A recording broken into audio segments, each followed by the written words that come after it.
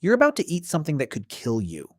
Not because it's poisoned, not because it's rotten, not because someone made a mistake, because you chose it on purpose from a menu. Millions of people do it every single day. They sit down at a table, they pick up a fork, and they eat one of the most dangerous animals on the planet. And the wild part, they enjoy it. Most people assume this is just about thrill seeking, a few daredevils chasing a rush. But that's not even close to the real answer. Because when you dig into why humans eat deadly animals, you don't find adrenaline junkies. You find something far older, far stranger, and far more personal. You find a mirror pointed directly at you. Stay with this until the end, because the last part will completely change how you think about why you eat anything at all. Let's start with the most famous one, fugu, a single pufferfish, sitting on a plate in a Tokyo restaurant, sliced paper thin, fanned out like a flower. It looks delicate, almost peaceful. But inside that fish lives one of the most powerful neurotoxins ever discovered, tetrodotoxin. Scientists estimate it is somewhere between 1,200 and 1,200 times more toxic than cyanide. There is no antidote.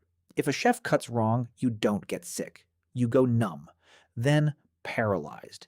Then your lungs stop, and you stay conscious through most of it. And yet, in Japan alone, licensed fugu chefs spend up to 3 years learning to prepare it safely. Thousands of restaurants serve it. Hundreds of thousands of people eat it every single year. Why? Not because they don't know the danger. They know exactly. That's the first clue. But fugu isn't even the most extreme example. Deep in the highlands of a small island called São Tomé, off the coast of West Africa, locals hunt and eat the blue-ringed octopus. Each one of those glowing blue rings is a warning. One bite from a blue-ringed octopus carries enough venom to kill 26 adult humans. It's fast. It's painless at first. And again, there is no antidote. On the other side of the world, in parts of Central and South America, people have eaten poison dart frogs for centuries. Not for nutrition, not because there was nothing else, because they learned to prepare them in a way that neutralized the toxin. That matters. Remember that detail. We'll come back to it. And then there's the Greenland shark, the hakarl of Iceland. A shark so toxic when fresh that eating it raw would cause severe illness within hours. Its flesh contains high concentrations of trimethylamine oxide, which breaks down into compounds that act like a powerful intoxicant and poison. The Vikings found a way to eat it anyway.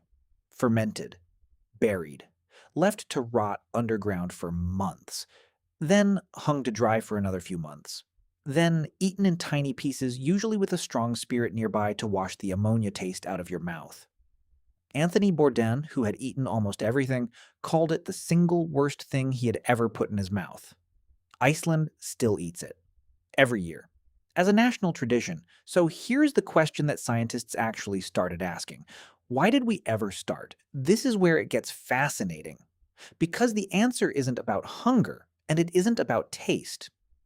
Researcher Gordon Shepherd at Yale, studying the neuroscience of flavor and food behavior, described the act of eating as one of the most complex cognitive experiences a human undertakes.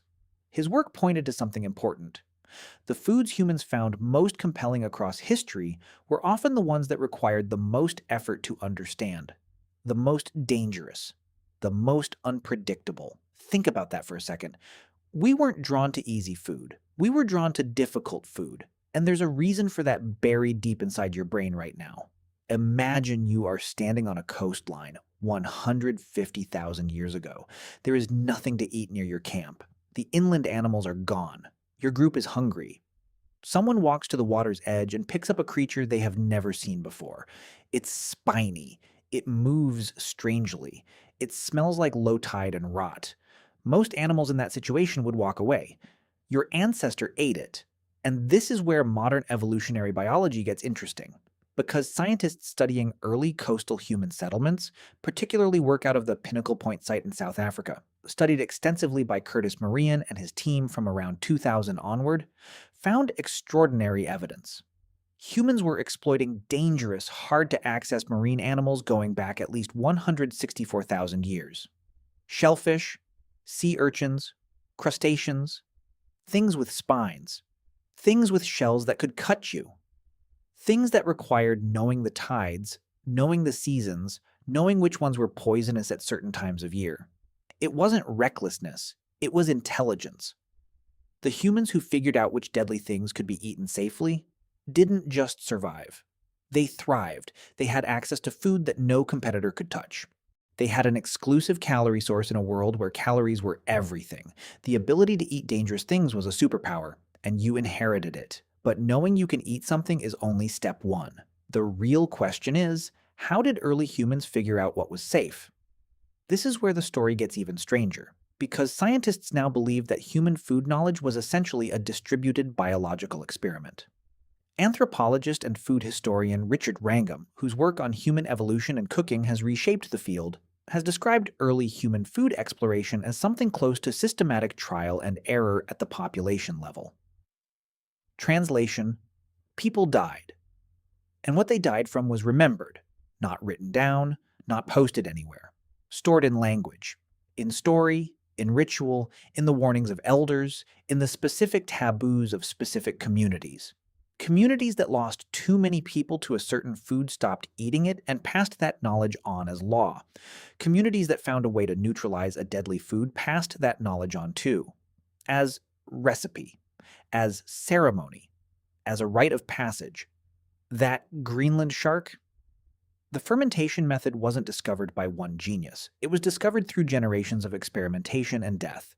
When the Icelanders bury it today, they are following a survival algorithm refined over centuries by people who sometimes didn't survive the learning curve. So what does that have to do with you? Right now. Sitting here. Here is the part that changes everything.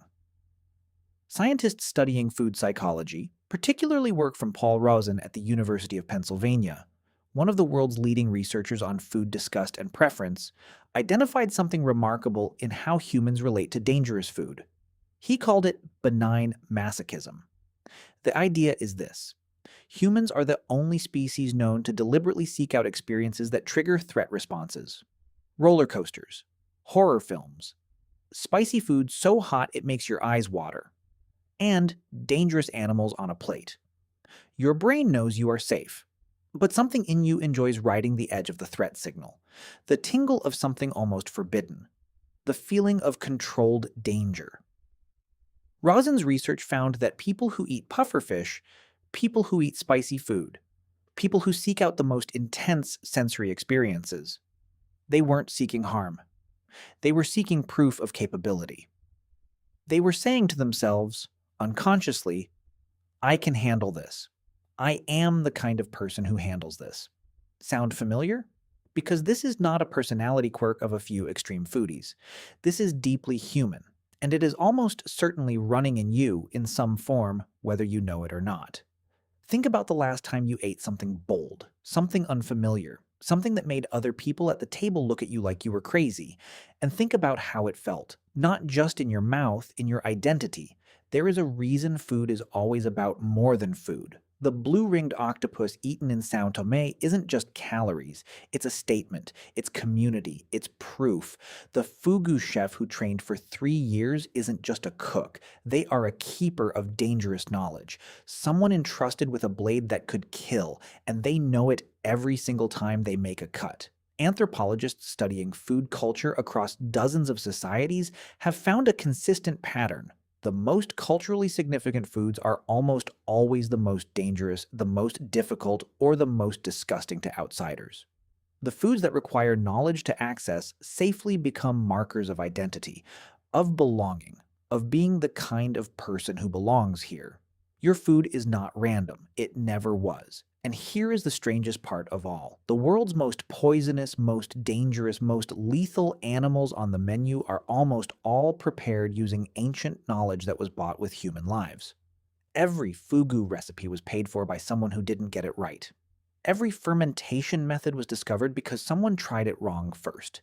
Every bite you take of anything that once killed someone, anywhere, is a bite taken on behalf of every person who figured it out the hard way. You are not just eating an animal, you are eating centuries of experimentation, of collective survival intelligence, of human beings passing dangerous knowledge across generations in the form of flavor, recipe, and ritual. That's what's on the plate. Here is what all of it adds up to. We eat deadly animals because we are the species that figured out how to eat deadly animals. Not by accident, by obsession, by curiosity, by the willingness to push into danger when the reward was worth it. Your ancestors did this not because they were reckless. They did it because the creatures with spines and venom and poison were the creatures nobody else could touch. And for a human with knowledge, that was the greatest advantage in the world. The drive is still in you.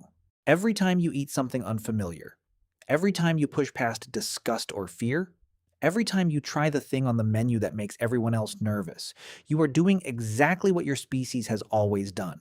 You are surviving in the most human way possible. The deadliest animals on Earth became food. Not because we were brave enough to ignore the danger, because we were curious enough to understand it.